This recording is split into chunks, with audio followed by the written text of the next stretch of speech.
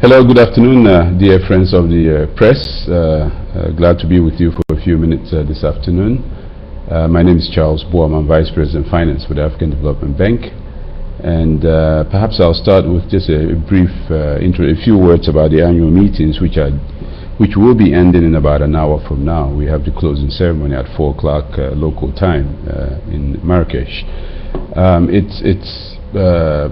Over the last few years, as I compare, this is probably the most attended annual meeting. We have close to 3,000 attendees to the meeting, very successful meetings. The central theme of the meetings was structural transformation for Africa. And so all the discussions have been around that theme of structural transformation. I'm sure we will have the opportunity to delve a bit more into it over the next 15, 20 minutes or so that we have together. So let me stop here because I know you are anxious to ask a few questions, and so I'll pause here and then we can just launch right into our discussions. Welcome again, and good to be here with you.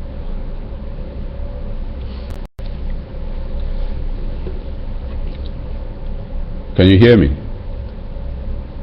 Hello?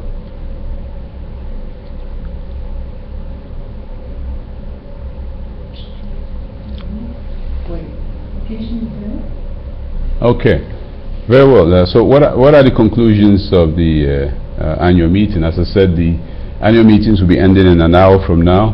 But the main, the annual meetings typically have two main parts. The first part I'd call the statutory aspect of the annual meetings, which means some of the approval of the annual report of the bank, the financial statements, some of the decisions that the Board of Governors makes regarding distributions of income, etc. So that's the statutory part. And those, as expected, have gone on very well. There was also, you're probably anxious to want to find out, a decision on the return of the bank to its headquarters in Abidjan, and that was approved. So the roadmap for that phased gradual return to Abidjan was approved by the Board of Governors yesterday as well as other decisions around the operations of the bank. But let me stop there for now.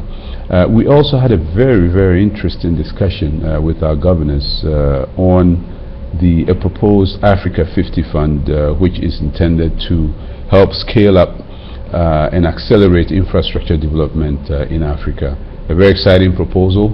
It's not a formal decision, but a presentation to the governors, and essentially to get that basically green light to continue to develop the idea and to hopefully get it off and running before the end of this year.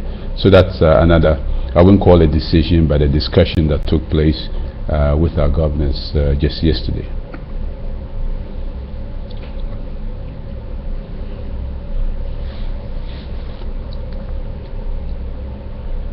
Okay, let me read a question so that everybody can hear. Can you please make any comment on the financial strength of the African Development Bank?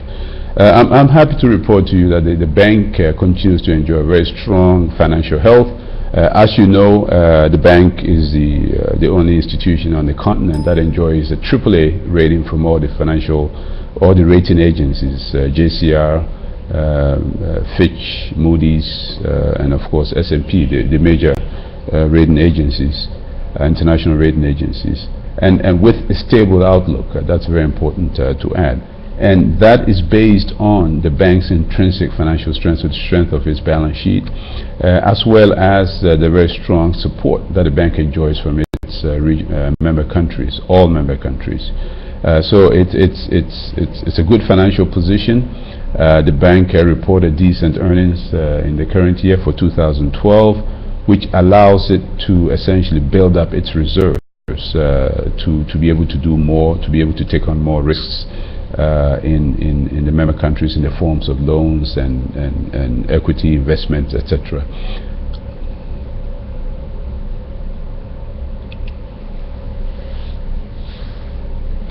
What does the African Development Bank intend to put in place concerning infrastructure development, which requires a lot of investments?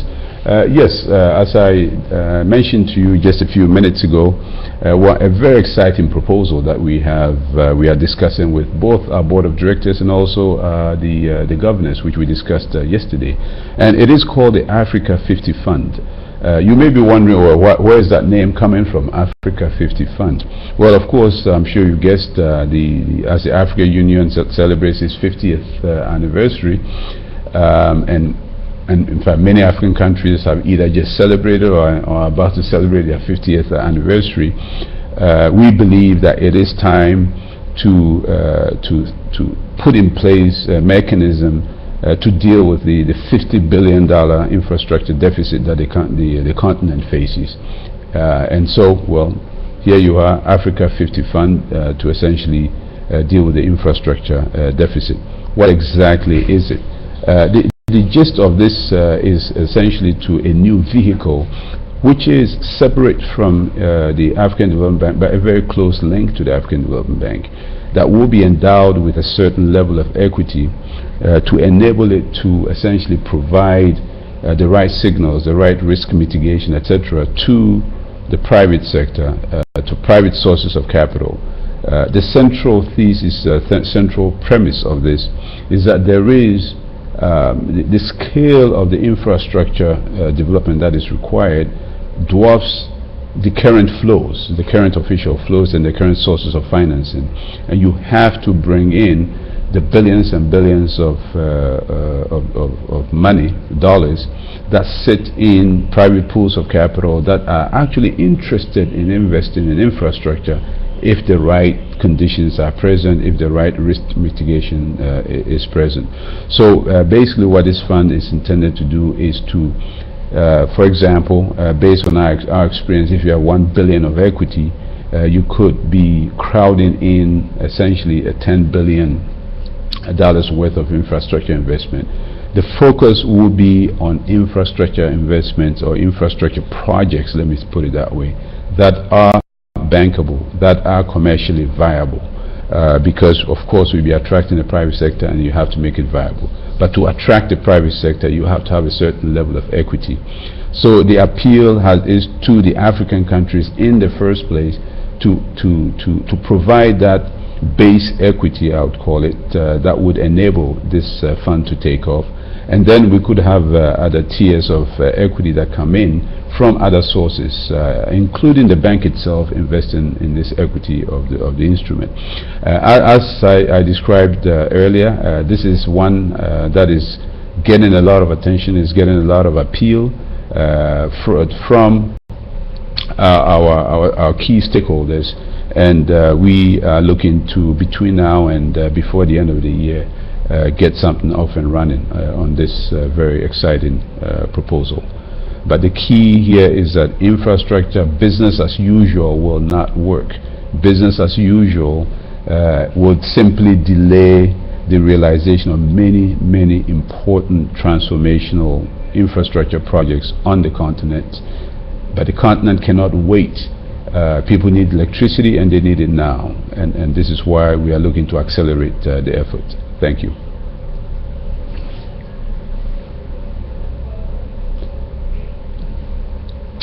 Let me try to read this. Given that it is time for Africa to take its destiny in its own hands, how does the bank plan to be more aggressive than with African ideas for Africans? Sorry, let me see. Let me read this again because oops, did we lose the? No. Let me read this again because I think the wording was changed. No problem. Given that it is time for Africa to take its destiny in its own hands, how does the bank plan to be more aggressive with African ideas for Africans? Precisely. Listen, this Africa 50 Fund is exactly, it's consistent with the question. In a way, I think I answered the question. This is an initiative from African leaders, by Africans, for Africa. It is a realization that, look, aid has played its role, continues to play a role, But you look at the sources of such money and the fiscal challenges that they face, and nobody needs to tell you that you African countries have to step up and look to domestic sources to be able to finance their own growth. And so this is the whole point. The whole point is that Africa has to now step up and take a lot more ownership. We have taken ownership. We have stepped up the progress of implementation of projects, but a lot more needs to be done. And this is precisely the premise underneath that. Now, as I said, this fund will be separate from the bank. It most likely we are targeting a rating of a single A for that institution versus a triple A for the African Development Bank itself. And so these are some of the dynamics. Time will not permit me to go into the details, but we certainly, I'm sure you'll be hearing more about it and from our website, etc. And by all means, you can reach me if you wish to have some more details on it.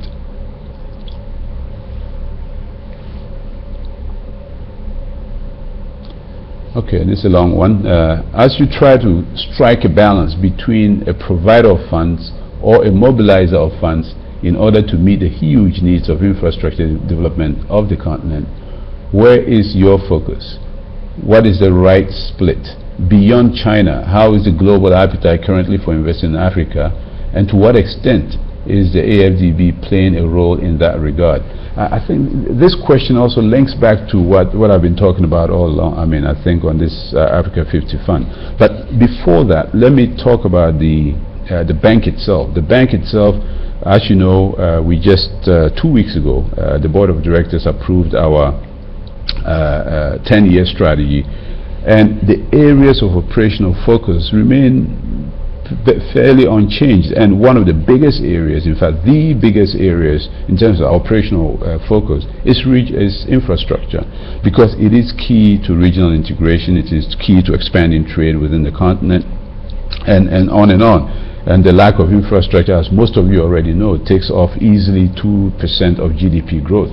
So you cannot overstate the importance of infrastructure, which is what the question is. So as we strike that balance, provider of funds, trying to source funds, we think we have the right balance, or I think we strive to get the right balance. On the one hand, we have a very strong presence in the capital markets, and we borrow at because of our AAA rating, are able to borrow at very attractive rates and pass on these very attractive rates to our borrowers, including the borrowing member countries, as well as the private sector. So that's one way. On the concessional side, of course, we continue to make efforts to get the maximum volume of concessional resources to the less rich, I would say, or the lower income countries of the continent that borrow or that get assistance from the African Development Fund. But this new instrument, the Africa 50 Fund, this new vehicle, is intended to really target projects that are transformational, that typically have a lot of regional benefits. So whether it's in a lower income country or middle income country in Africa, it does not matter. The key is that it has to be transformational, it has to be commercially viable, and once those conditions are met, then it could attract financing from this vehicle. Now, what is the appetite for investing in infrastructure projects in Africa? The fact is that there are trillions of dollars out there looking for for some good yields. And the fact is that investments in infrastructure and investments in Africa over the past 10-15 years have handsomely rewarded the investors who have been able to look beyond the wrong perceptions of risk in Africa and indeed invest in Africa. Of course, there are some conditions such as the right regulatory environment, all of those things to make this happen. If you take infrastructure in particular, one of the key things that needs to be in place is essentially a lot more money going into project preparation, which will essentially lead to a greater volume of bankable projects in which these pools of capital could invest. So this is what we are looking at, and essentially even the Africa 50 Fund, in addition to the work that the African Development Bank itself is doing, we'll be looking to address the issue of project preparation or insufficient project preparation, and then on the other side, the project finance, so risk mitigation, as well as, even as if possible, or where necessary, I should say, actual direct lending.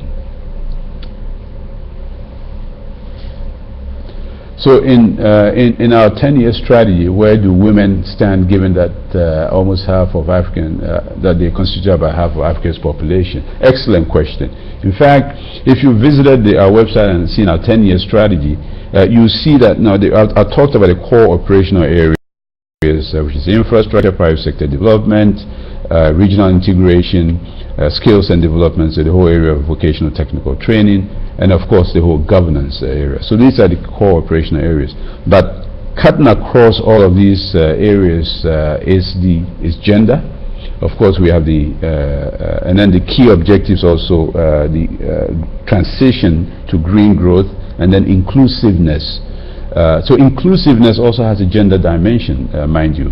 And then gender, how important is it? It is critically important to Africa. We are not going to go too far if we underutilize the potential, the incredible potential of 50% of the continent. So for me it is, and for us at the African Development Bank, this is something that we feel very strongly about, we promote very strongly. It is embedded in everything we do to essentially ensure that gender imbalances and the even in terms of land rights, etc., to advocate very strongly for the necessary reforms to ensure that 50% of the population of Africa, that we get the maximum benefit out of this incredible resource that the continent possesses.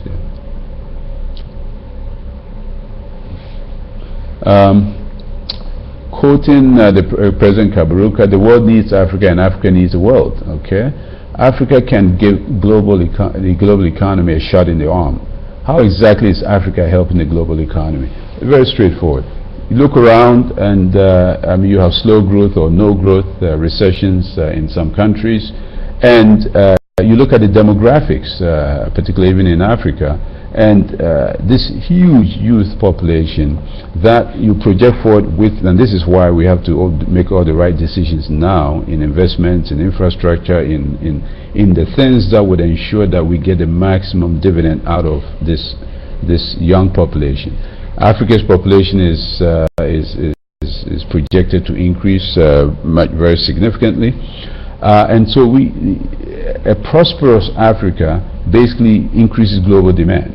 A prosperous Africa that is growing, basically increases, adds to global growth in general.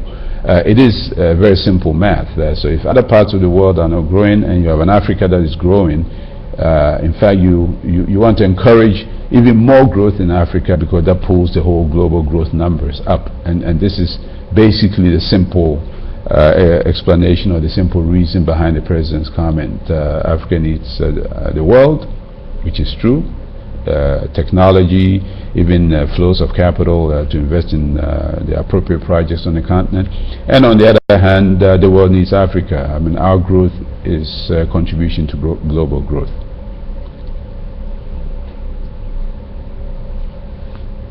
So, what's the African Development Bank's policy concerning international partnerships with non-African countries? Well, this dates back, oh goodness, almost 40 years, as you know, when the bank admitted the non-African countries into the African Development Bank fund initially, and then the African Development Bank itself.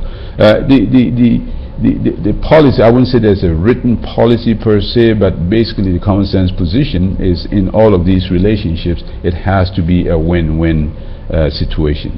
We go into these partnerships to essentially look for mutual interest. We have to work for, and we have one sole mission, and one sole mission only, to work for the interests of Africa. And if it's in partnerships with others, absolutely, why not? So we continue to explore these partnerships, but the key is that these are partnerships that are in the long-term interests of the continent from all respects, in terms of the growth prospects of the continent, the environmental concerns, you name it. The fact is that that is the foundation of our relationship and any partnerships that we strike with non-African countries. As you know, the bank itself is composed of 78, the most recent African country, South Sudan, so 54 African countries and 24 non-African countries, mainly from Europe and North America and Asia and South America. So there you have it.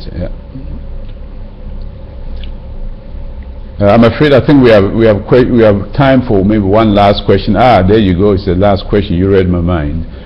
What are the main takeaways of the 48th annual meeting of the African Development Bank and the 39th meeting of the African Development Fund in terms of financial commitments of member nations? Now that's when you say financial commitments, the financial commitments, if it's I think I lost the line. Hello, can you hear me? Yes, we can hear you perfectly. Okay, let me complete this last question. In terms of financial commitments, if it's financial commitments of the countries vis-a-vis the bank, they come in terms of the contributions or subscriptions to the capital of the bank. And then for the African Development Fund is in terms of the subscriptions to the replenishments to the African Development Fund, which, by the way, we are in negotiations with the country, the donor countries, for the replenishment, for the 13th replenishment of the African Development Fund. And the next meeting in this regard will be in 10 days, 12 days actually, in Tunis, to discuss the replenishment. All I can say in a nutshell is that the countries remain financially committed to the bank. They are current on their payments to the subscription to the capital, and then even on the borrowing side, I guess you could expand the argument that they are current. Most of our countries are current on their payments, on their loans, the loans that they owe to the bank. Broadly, the main conclusions from the just ended or about to end annual meetings is that this is Africa's time, and I think as one of the questions suggested, Africa has to step up and essentially take its destiny in its own hands. The conditions are right, and essentially we have to make the necessary investments, the necessary policy decisions to enable the structural transformation that we need, that has to happen for Africa to essentially realize the so-called demographic dividend. On that note, I'll thank you for your kind attention, for your excellent questions, and as I said, we can certainly continue the dialogue at some other time to be arranged if you so wish. It's a pleasure to be with you. Good afternoon.